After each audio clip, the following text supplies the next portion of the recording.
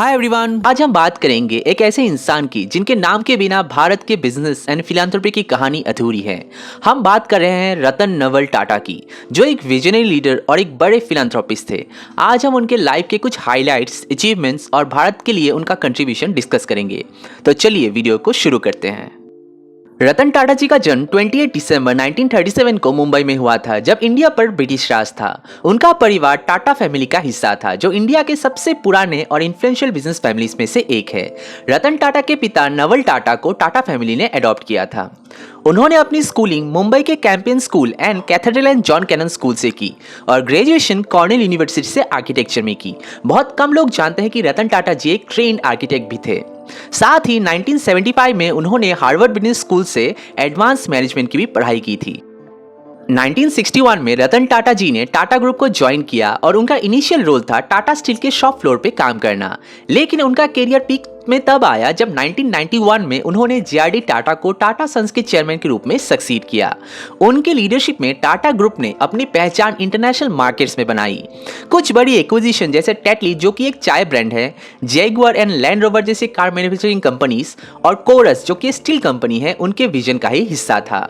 उन्होंने टाटा ग्रुप को एक इंडिया सेंट्रिक कंपनी से ग्लोबल बिजनेस में बदल दिया, जिसमें आज कंपनी के 65% से ज्यादा रेवेन्यूज इंटरनेशनल मार्केट से आते हैं। शॉकिंग फैक्ट, टाटा ग्रुप जिसमें 100 प्लस कंपनीज है, वो सिर्फ 13% हिस्सा है ऑफ टाटा सन्स। बाकी टाटा ट्रस्ट के अंडर में आता है। इसका मतलब टाटा सन्स का सिर्फ 13% हिस्सा है, जो आज हम विराटा के वेरियस कंपनीज को देखते हैं। As per records, Tata sons लगभग $33.7 ट्रिलियन की कंपनी है। It's really huge. उनके टाटा ग्रुप के एस चेयरमैन की जर्नी में उनके और फोर्ड कंपनी के ऑनर बिल फोर्ड की कहानी कई दशकों तक हर एक बिजनेसमैन के लिए लाइफ लेसन साबित होगा। चलिए उस कहानी को थोड़ा जान लेते हैं। कहानी कुछ ऐसी है। इन 1999 टाटा मोटर्स को काफी मुश्किलें हो रहा था और रतन टाटा जी ने डिसाइड किया कि वो अपने passenger car division Ford company को बेच देंगे। जब टाटा की टीम बिल फोर्ड से यूएस में मिलने गई तो फोर्ड ने उनका मजाक उड़ाते हुए कहा, आप लोगों ने कार बिजनेस में कदम ही क्यों रखा जब आपको इसे चलाना नहीं आता। ये बात सुनकर रतन टाटा जी को बहुत बुरा लगा, पर उन्होंने अपना फैसला बदल दिया और कंपनी नहीं बेची। 2008 में ग्लोबल फाइनेंशियल क्राइसिस के दौरान फोर्ड को भी परेशानी हुई और उन्होंने अपने luxury brands Jaguar and land rover बेचने का प्लान बनाया। रतन टाटा जी ने दोनों ब्रांड्स खरीद लिए और उन्हें सफल भी बनाया। इस बार बिल फोर्ड ने रतन टाटा को शुक्रिया अदा करते हुए कहा, आप हम पे एहसान कर रहे हैं इन ब्रांड्स को खरीद कर। ये कहानी अक्सर एक मीठा बदला और बिजनेस में जज्बात दिखाने वाली स्टोरीज के रूप में देखी जाती है। रतन टाटा जी की और एक बड़ी सक्सेस स्टोरी है टाटा नैनो का लॉन्च। उन्होंने एक सपना देखा था कि हर इंडियन मिडिल क्लास फैमिली के पास अपना खुद का कार हो और ये सपना 2009 में पूरा किया था टाटा नैनो के लॉन्च के साथ।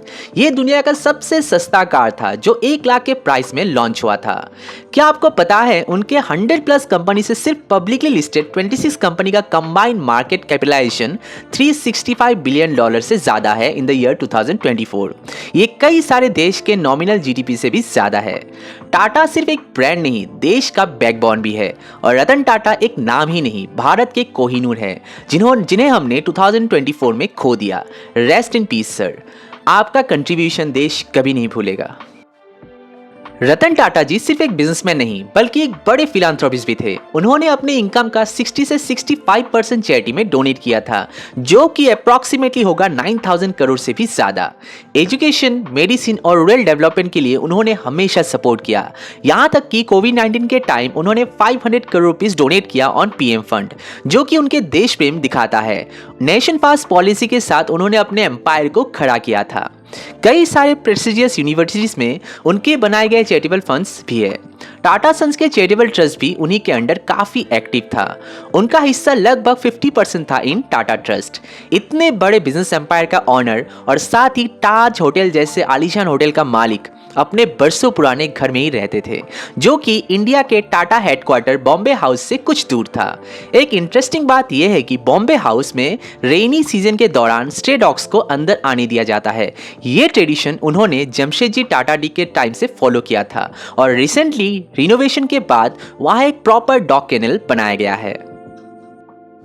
रतन टाटा जी को भारत सरकार ने 2000 में पद्म भूषण और 2008 में पद्म विभूषण से भी सम्मानित किया था। ये इंडिया का second and third highest civilian award है। सिर्फ नेशनल लेवल पे ही नहीं बल्कि स्टेट लेवल पे भी उन्हें महाराष्ट्र भूषण 2006 में और असम वैभव अवार्ड 2021 में मिला है। एक कहानी बहुत ही फेमस है। कहा जाता है इंग्लैंड के प्रिंस चार्ल्स फिलांथ्रोपी में लाइफ टाइम अचीवमेंट अवार्ड देने के लिए रतन टाटा जी को इंग्लैंड में बुलाया था, लेकिन अचानक उनका पालतू डॉग बीमार होने की वजह से उन्होंने प्रिंस चार्ल्स से माफी मांगी कि वो नहीं आ पाएंगे। इस इंसिडेंट से एनिमल्स को लेकर उनका लगाव हमें देखने को मिलता है। कहा जाता है ग्रेटनेस बोलने से नहीं आपके किए गए कर्मों से झलकता है। ये मिसाल रतन टाटा जी के लाइफ से हमें देख सकते हैं।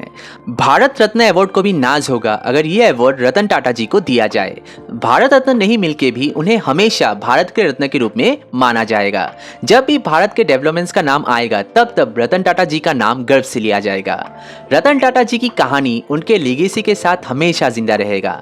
9 अक्टूबर 2024 में 86 साल की उम्र में उन्होंने अपना अंतिम सांस लिया। उनका जाना पूरे देश के लिए एक ग्रेट लॉस है, लेकिन उनका दिया गया योगदान हमेशा हमारे साथ रहेगा। आज हमने देखा कि कैसे रतन टाटा जी सिर्फ एक इंडस्ट्रियलिस्ट ही नहीं बल्कि एक महान फिलांथ्रोपिस्ट और एक विजनरी लीडर भी थे। अगर आपको ये वीडियो पसंद आया तो रतन टाटा जी के नाम से एक लाइक जरूर करें और कमेंट सेक्शन में उनके दिए योगदान के बारे में भी कुछ लिखें। साथ ही अगर आपको ये वीडियो पसंद आया तो इस चैनल को सब्सक्राइब करना ना भूलें। मिलते हैं अगले वीडियो में, तब तक के लिए स्टे हंग्री स्टे फुलिश। जय हिंद।